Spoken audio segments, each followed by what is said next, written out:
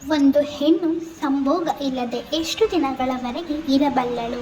Sex ಇಲ್ಲದೆ ಒಬ್ಬಳು ಹೇಗೆ ಜೀವನ ನಡೆಸಬಲ್ಲಳು? ಜಗತ್ತಿನಲ್ಲಿ ಹೆಣ್ಣಿಗೆ ವಿಶೇಷವಾದ ಸ್ಥಾನಮಾನವಿದೆ. ಅದರಲ್ಲೂ ನಮ್ಮ ಭಾರತ ದೇಶದಲ್ಲಿ ಹೆಣ್ಣಿಗೆ ಒಂದು ದೊಡ್ಡ ಗೌರವವೇ ಇದೆ. ಹೆಣ್ಣಿಗೆ ಮನೆಯ ಮಹಾಲಕ್ಷ್ಮಿ ಅಂತ ಕರೀತಾರೆ.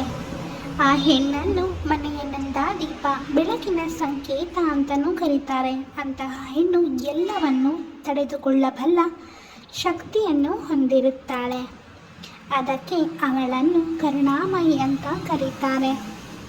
ಎಲ್ಲ ವಿಷಯಗಳನ್ನು ಕರುಣಾಮಯಿಯಾಗಿರುವ ಹೆಣ್ಣು ಸಂಭೋಗದ ವಿಷಯದಲ್ಲೂ ಕೂಡ ನಿಜವಾಗಲೂ ಕರುಣಾಮಯಿನೇ.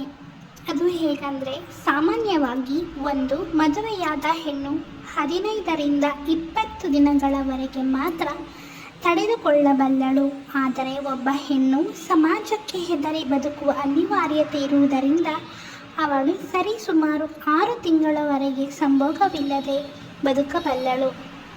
ಒಂದು ವೇಳೆ ಹೀಗೆ ಮುಂದುವರೆದು ಒಬ್ಬ ಹೆಣ್ಣು ಮಗಳು 6 ತಿಂಗಳವರೆಗೆ ಸಂಭೋಗ ಮಾಡದೇ ಇದ್ದರೆ ಅವಳ ದೇಹದಲ್ಲಿ ವ್ಯತಿರಿಕ್ತ ಬದಲಾವಣೆ ಕಾಣಬಹುದು.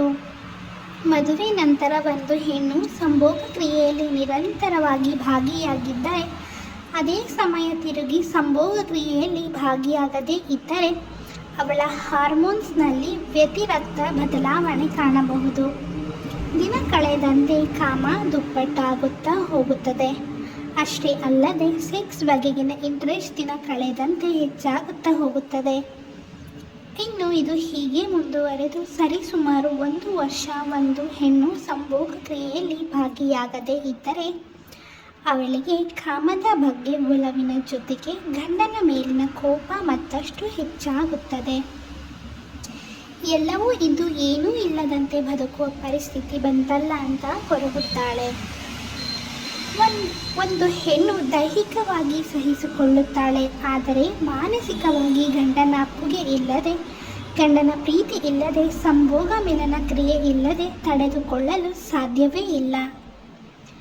ಗಂಡನಾದವನು ಕೂಡ ಅವಳನ್ನು ಅಗತ್ಯಕ್ಕೆ ತಕ್ಕಂತೆ ಬಳಸಿಕೊಳ್ಳುವುದನ್ನು ಬಿಟ್ಟು ಒಂದು ಹೆಣ್ಣಿನ ಮನಸ್ಸನ್ನು ಅರ್ಥ ಮಾಡಿಕೊಂಡು ಅವಳಿಗೆ ಪ್ರೀತಿಯನ್ನು ನೀಡಿ ಅವಳ ಬೆನ್ನಿಗೆ ನಿಂತು ಸಹಕಾರ ನೀಡುವುದು ಗಂಡನ ಕರ್ತವ್ಯ.